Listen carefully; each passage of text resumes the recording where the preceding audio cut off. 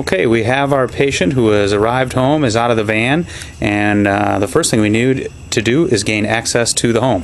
So we have two options with this house, and we want to choose the option that is going to require the least modification. We've got front door here, or we've got garage door. In order to access the garage door, of course, we can use the garage door opener in your car, or we have our keypad here. Well, the patient is not going to be able to reach that keypad from their wheelchair position, so one thing you might want to do is look at that keypad height and see if maybe you can lower that down and make that easier for the patient to access. As we come into the garage, we notice one of our challenges is that we've got a step right here, and we need to get up there. In order to do that, we're going to have to build a ramp. So if this step is 1 foot high, we need for every 1 inch that we need to go up, we need to have the ramp be 1 foot long. So if this is, let's say it's a 10-inch height we have to get up, that ramp needs to be 10 feet long. So every 1 inch in height is 12 inches in length for the ramp. So we're going to have to build a 10-foot ramp. We're just going to bring it back this way, and then the patient can go up and access that entrance. Similarly, to get into the front door, cement box decoration, we've got another couple of steps to get up here. In order to get up there, we're going to have to build another ramp. Again, we'll have to use the 1 to 12 ratio. For every 1 inch in height, we're going to have 12 inches in ramp length. We have two doors here. The outside one has to open pulling this way, which is going to be a little bit of a challenge. Sometimes it's easier to have that door removed, so we can just have the door that pushes open. That handle might be more easily accessible if it was a lever type handle. As the patient tries to enter through this doorway, we see over here there is a decorative table with a lamp and a clock.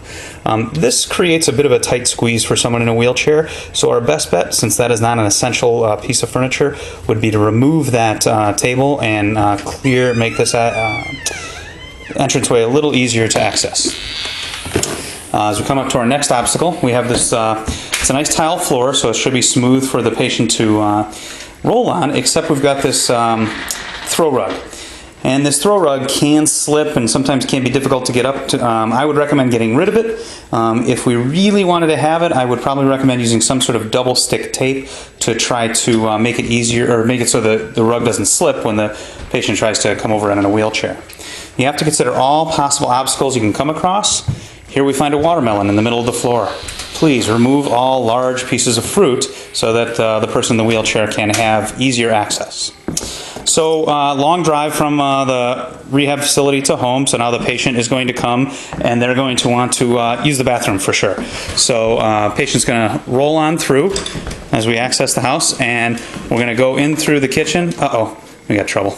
As you can tell by the canine there and the dog bowls, our patient does have several dogs, and they have this dog door, which is great to keep the dogs in the kitchen, except very difficult for someone in a wheelchair to access because it operates with a foot pedal.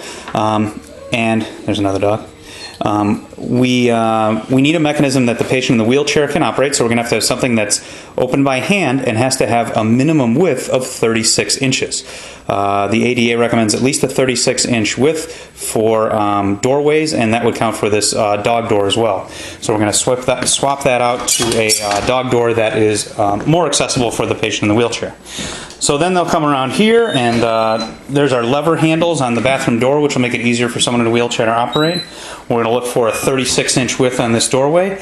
And inside the bathroom, we're going to want to do a couple of things. One, make sure that we have grab bars on the wall, or possibly a raised toilet seat, which may make it easier for the patient to access and utilize the throne. And then on the sink, we may need to get, instead of a cabinet sink, maybe a pedestal sink that allows for the patient's wheelchair to fit underneath it, and a control on the sink that is easy to operate with, hopefully levers instead of slippery buttons. Or slippery knobs. If we do that, then our patient here in the wheelchair will be happy and be able to access his bathroom as quickly as possible upon arriving home. And that's what we're talking about. Right, Ryan? Yeah. All right. Thanks for watching.